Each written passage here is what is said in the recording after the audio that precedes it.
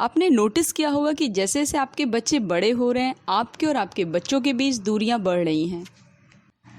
इन दूरियों की वजह से ही अभी तक जो सारी चीज़ें आपसे शेयर हो रही थी, बच्चे हर छोटी से छोटी बात, बड़ी से बड़ी बात आपको बताते थे, वो अब आपको नहीं बताते।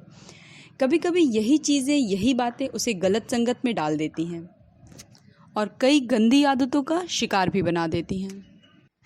आज जो उदाहरण देकर मैं आपको समझाने वाली हूँ वो किसी के लिए भी नया नहीं है, उसको सब जानते हैं।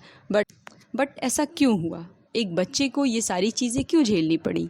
चलिए इस पे बात कर लेते हैं। फिल्मी दुनिया के मशहूर सितारे संजय दत्त की अगर हम बात करें, जो मुझे समझ में आता है कि संजय दत्त को जिस भी हालातों का सामना, भयानक हालातों का सामना अपने जीवन में करना पड़ा, उसके पीछे कहीं ना कहीं कमज़ोर पेरेंटिंग थी। नो डाउट वो घर में सबके लाडले थे, उनके पेरेंट्स उनको बहुत प्यार करते थे, पर वहाँ कमी थी समझदारी भरी पेरेंटिंग की, वहाँ कमी थी दूरदर्शिता की। 9 साल के बच्चे को सिगरेट पीता देख उसको बोर्डिंग भेजने का फ़ैसला लेना स्मार्ट पेरेंटिंग तो कतई नहीं कहलाएगी। 9 साल के बच्चे की क्या एज होती है? 9 साल का बच्चा अपने माता पिता से कितना जुड़ा हुआ होता है। वो ऐसे समय में अपने पेरेंट्स से दूर हुआ जिस समय उसे उनके साथ की सबसे ज़्यादा ज़रूरत थी। आप उसे अपने पास रख कर, टाइम टू टाइम उसकी काउंसलिंग कराकर, अपनी लाइफस्टाइल में भी थोड़ा चेंज लाकर, इस बुरी आदत से आप उसे कब का बाहर निकाल चुके होते।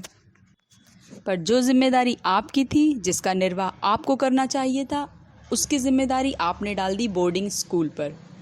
और जहाँ से जब वो वापस लौटा तो पूरी तरह से नशे की लत के साथ। इसके बाद उनके साथ क्या क्या हुआ वो आज शायद किसी को बताने की ज़रूरत नहीं। सुनील दत्त साहब ने हर कोशिश की उनको इस दलदल से बाहर निकालने की, लेकिन तब तक बहुत देर हो चुकी थी। यहाँ पर आप ये कतई मत सोचिएगा कि मैं एक सेलिब्रिटी के बारे में बात कर रही हूँ या रिच फैमिली में ये सारी चीज़ें होना कोई बड़ी बात नहीं है। अगर आप ऐसा सोचते हैं तो मैं आपको बताना चाहूँगी कि आम फैमिलीज़ में, मिडिल क्लास फैमिलीज़ में भी ये सारी चीज़ें हो रही हैं। ये तो संजय दत्त एक सेलिब्रिटी थे तो मैं आपको उनका उदाहरण दे सकी, पर आज ऐसे कितने टीनेजर्स हैं जिनका भविष्य और वर्तमान सब कुछ अंधकारमय हो चुका है, केवल माता पिता और बच्चों की दूरियों की वजह से, पेरेंट्स की इग्नोरेंस की वजह से। बच्चों का टीनेज में प्रवेश करते ही माता पिता चिंता में आ जाते हैं कि कहीं मेरा बच्चा गलत संगत में पढ़कर कुछ गलत ना कर बैठे। बचपन से अच्छे अंक प्राप्त करने वाला, हर एक्टिविटीज़ में बढ़ चढ़ कर हिस्सा लेने वाला बच्चा कहीं डिस्ट्रैक्ट ना हो जाए। ज़्यादातर समय अब ये बच्चे आईने के सामने बिता रहे हैं। पेरेंट्स ये देखकर और भी परेशान हो जाते हैं कि कहीं इनका कोई जीएफ और बीएफ वाला चक्कर तो नहीं है। ऐसी और ढेरों समस्याएं जो हर टीनेजर्स के माता पिता को फेस करनी पड़ती है।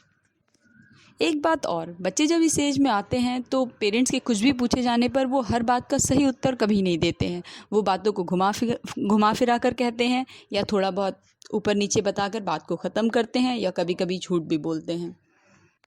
देखिए, पेरेंट्स का परेशान होना तो स्वाभाविक है, क्योंकि यही एज होती है जो ये डिसाइड कर देती है कि बच्चे अपने उज्जवल भविष्य की तैयारी को लेकर कितने अवेयर हैं।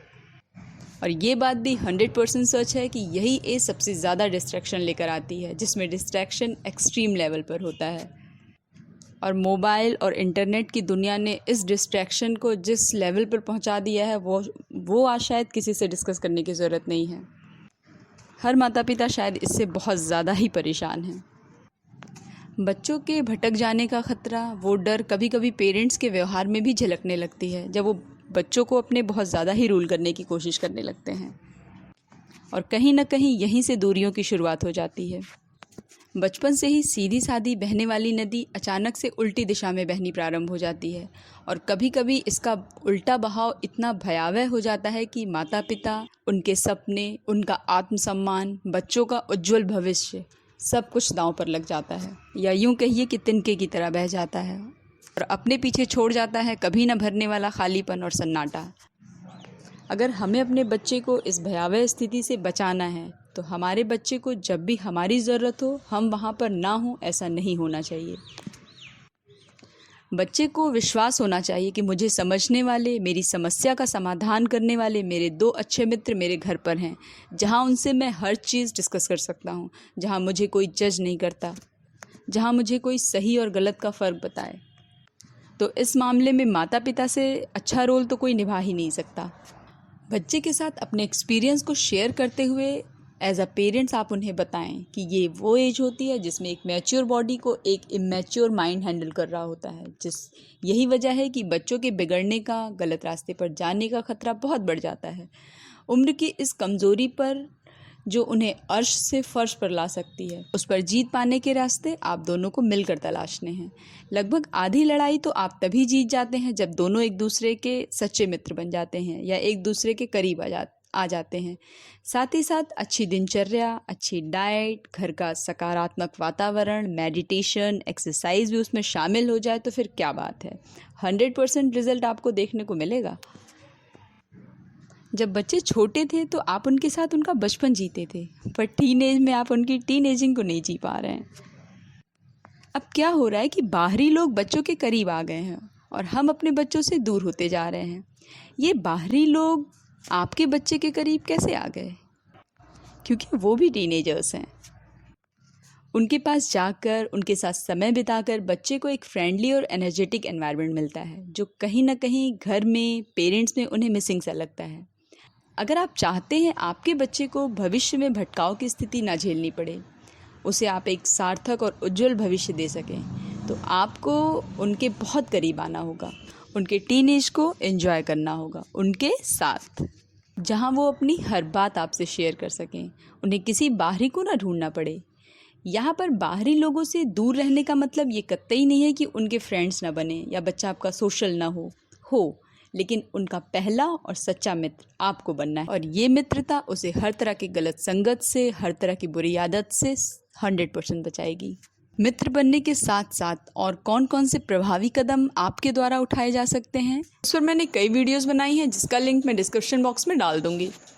वीडियो आपको अच्छी लगी हो तो इसे लाइक, शेयर एंड सब्सक्राइब करें। फिर मिलते हैं एक अच्छी सोच के साथ। Till then, bye bye, take care and thanks for watching.